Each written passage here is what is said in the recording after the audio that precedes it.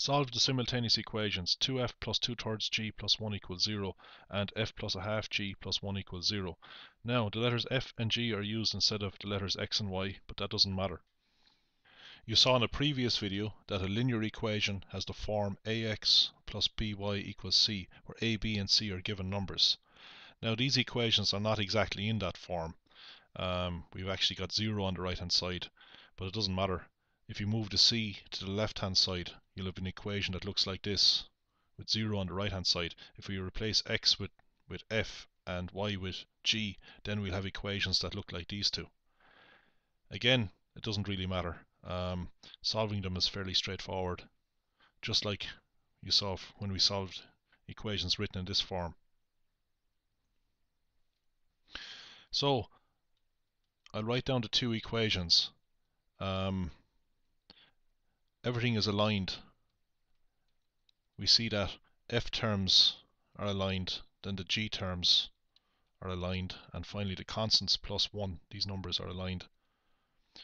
So what we can do is combine the two equations in such a way that we cancel either f terms or g terms. The easiest thing to do is cancel the f terms, and to do that you can multiply this second equation by -2 and leave the other equation as it is. Don't do anything with the top equation.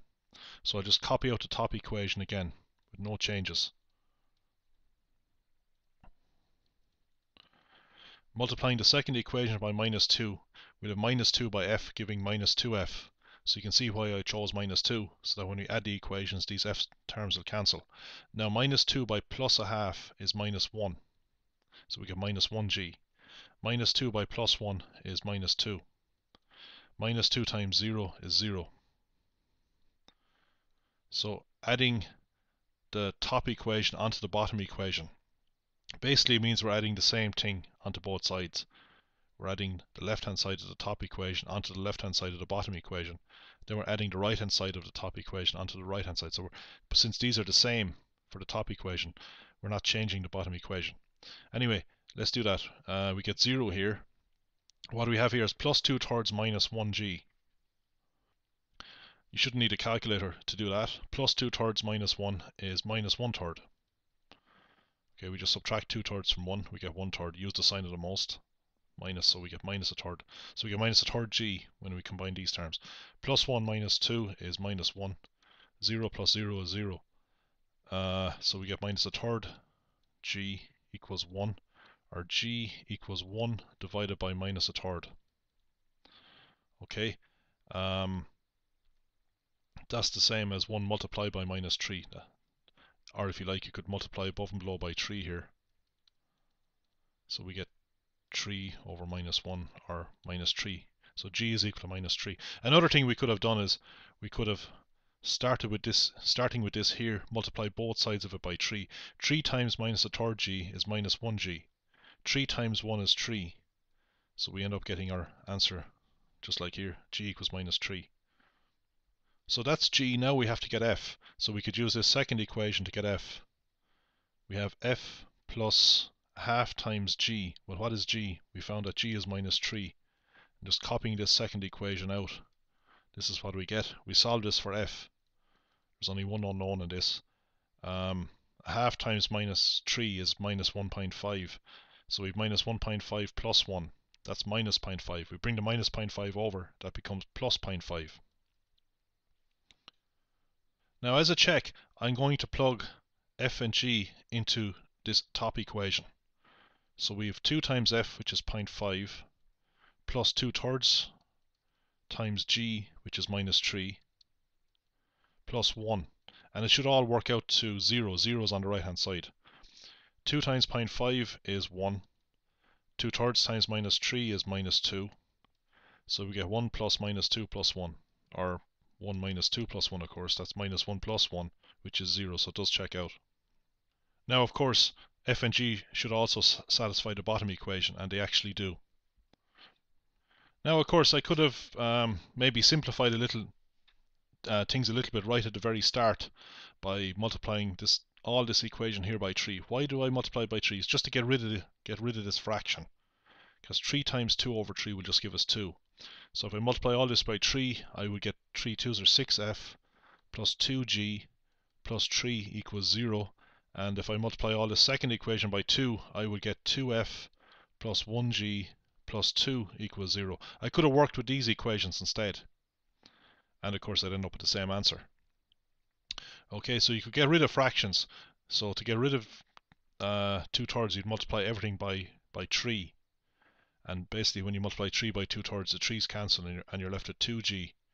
To get rid of a half, we'd have to multiply by 2. So we get 1g. But of course we have to multiply all of this by 2. Now the other method for solving a pair of linear simultaneous equations is to write one variable in terms of the other variable for one of the equations and sub into the second equation. So if I take this equation here, f plus a half g plus 1 equals 0, and if I make f the subject, we get f equals minus a half g minus 1. So I make f the subject of 1 equal, or g the subject. I could have made g the subject, but it's easier to make f the subject because I don't have to do any dividing. If I made g the subject, I'd have to divide by a half. Okay, I've made f the subject, and then what I do is I plug this into the other equation. So the other equation is this one here, 2f plus 2/3 g plus 1 equals 0. So that will become 2 times f, well this is f, minus a half g minus 1. And I just copy out the rest of this. And then what I do is I solve this equation for g. So I multiply 2 in here. 2 times minus a half is minus 1g. 2 times minus 1 is minus 2. Then we have the 2/3 g, and then we have plus 1 equals 0. I gather up the terms in g. So I have minus 1 plus 2/3. That's minus a third g. Then I have minus 2 plus 1. That's minus 1. And then I solve this equation for g.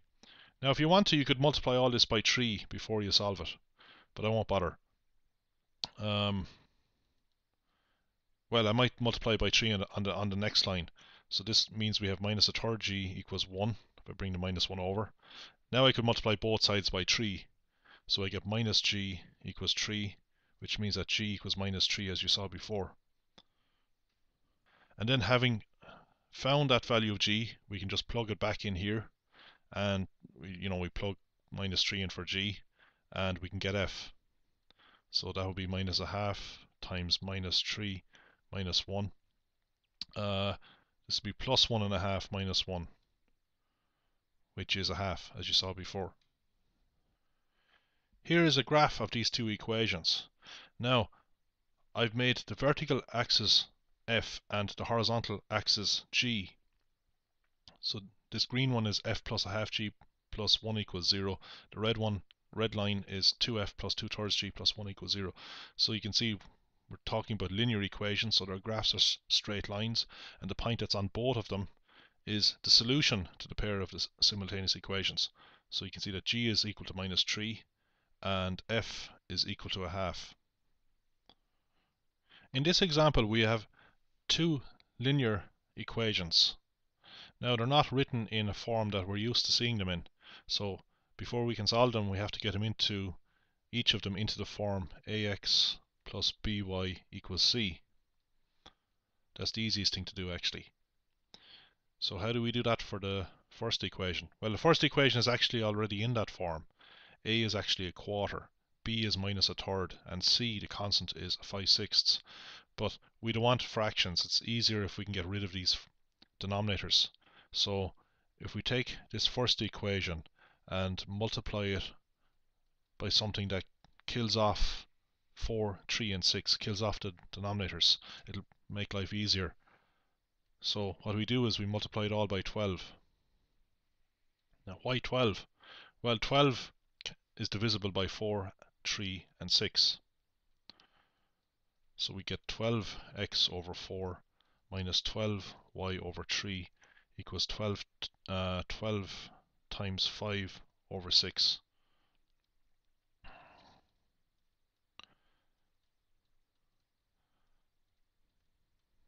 So we end up with 3x minus 4y equals 2 times 5 is 10.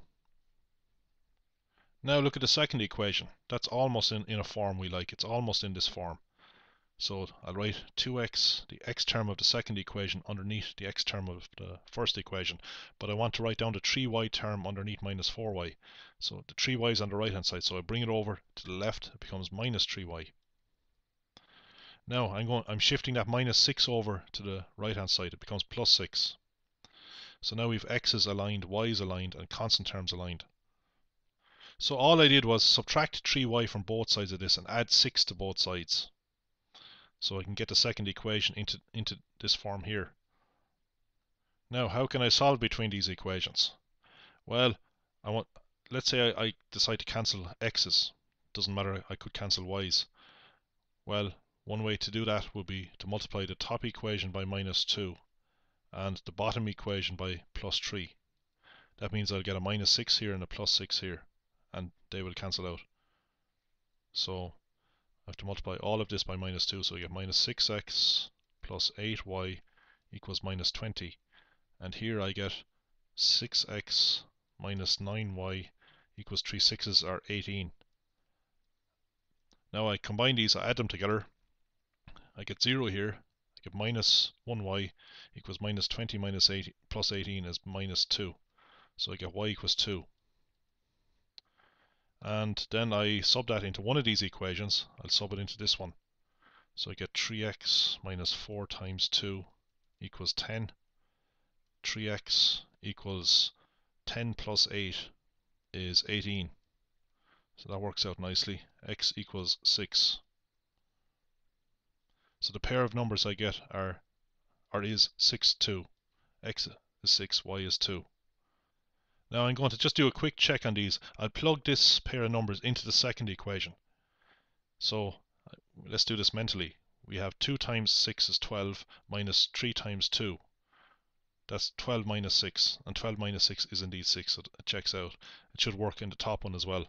3 sixes are 18 minus 4 times 2. That's 18 minus 10, which is 10. Checks out. So 6, 2 is the point of intersection of these two lines. Of course, 6, 2 should satisfy these up here, because these are the same equations as these ones here, just in a different form.